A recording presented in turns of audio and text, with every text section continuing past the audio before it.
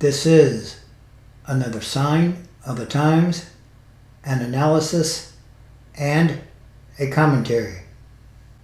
The new Cold War and Armageddon.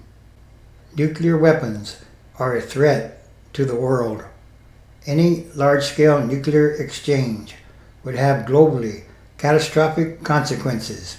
Conscious of this reality, President Ronald Reagan and Mikhail Gorbachev, the leader of the Soviet Union, worked in the 1980s to reduce the number of nuclear weapons with the ultimate goal of getting rid of them. The Intermediate Range Nuclear Forces Treaty, signed in 1987, was a major step toward this goal, eliminating a large class of nuclear weapons that were viewed as particularly destabilizing.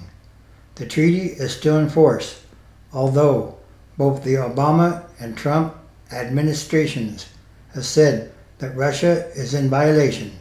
Whatever the case, we need to preserve the agreement rather than abandon it, as President Trump has threatened to do.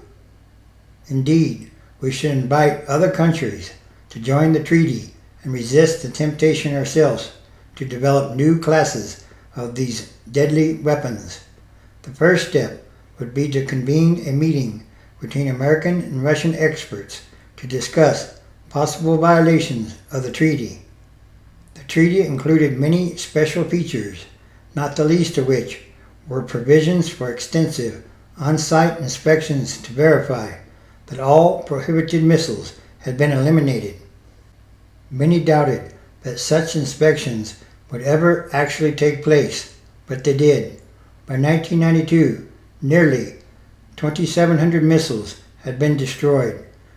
The inspection provisions expired in 2001, but the United States and Russia could agree to revive them to help resolve the worries about compliance. Determined leaders like Mr. Reagan and Mr. Gorbachev could see the need to limit the threat of nuclear weapons, and they acted on it. In their first meeting, they agreed that a nuclear war could never be won and must never be fought.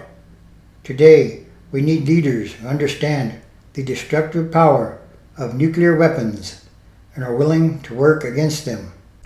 Recent rhetoric has undermined the meaning of these statements, but they're part of the record, and the United States and Russia should strive to live up to them.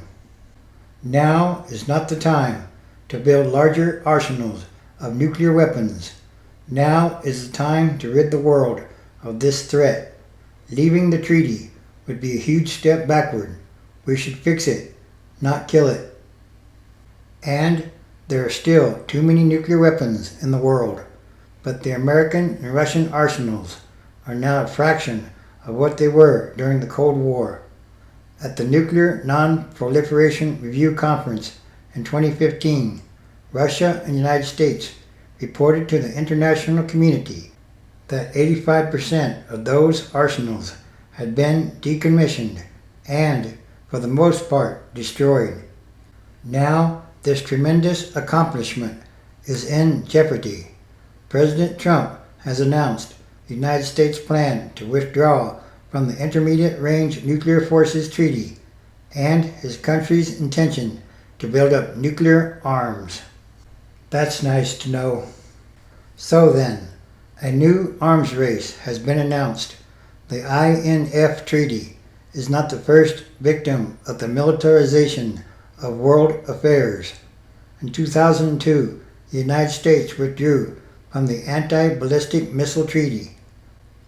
This year, from the Iran nuclear deal, military expenditures have soared to astronomical levels and keep rising. As a pretext for the withdrawal from the I.N.F. treaty, the United States invoked Russia's alleged violations of some of the treaty's provisions. Russia has raised similar concerns regarding American compliance, at the same time proposing to discuss the issues at the negotiating table to find a mutually acceptable solution. but over the past few years, the United States has been avoiding such discussion. With enough political will, any problems of compliance with the existing treaties could be resolved.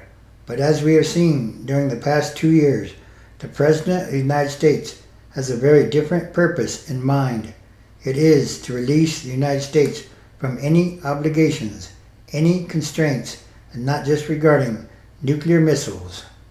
Donald Trump has in effect taken the initiative in destroying the entire system of international treaties and accords that served as the underlying foundation for peace and security following World War II. There can or will be no winner in a war of all against all, particularly if it ends in a nuclear war. And that is a possibility that cannot be ruled out. An unrelenting arms race, international tensions, hostility, and universal mistrust will only increase the risk. So then, faced with this dire threat to peace, we are not helpless. We must not resign. We must not surrender.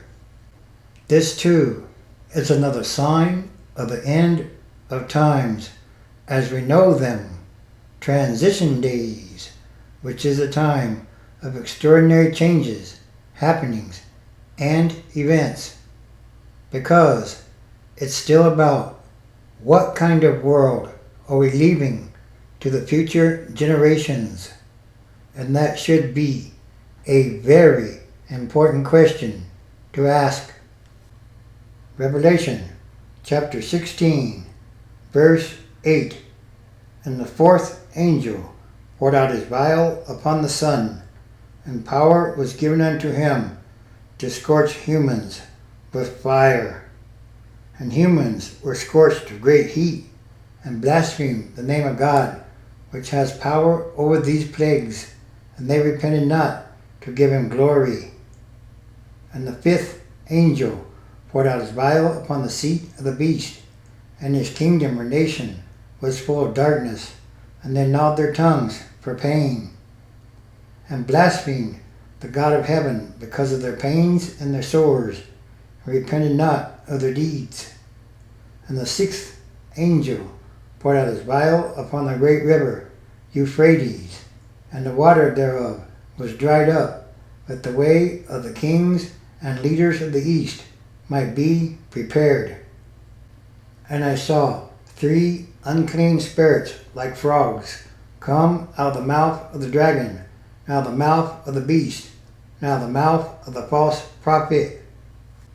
For they are the spirits of devils, working miracles, which go forth unto the kings and leaders of the earth, and of the whole world, to gather them to the battle of that great day of God Almighty. Behold, I come as a thief. Blessed is he that watches and keeps his garments, lest he walk naked, and they see his shame. And he gathered them together into a place called in the Hebrew tongue Armageddon. Yes, it's time for the physical and spiritual manifestation of the book of Revelation. And all these are more signs. And this is what I see, think, feel, and spiritually discern.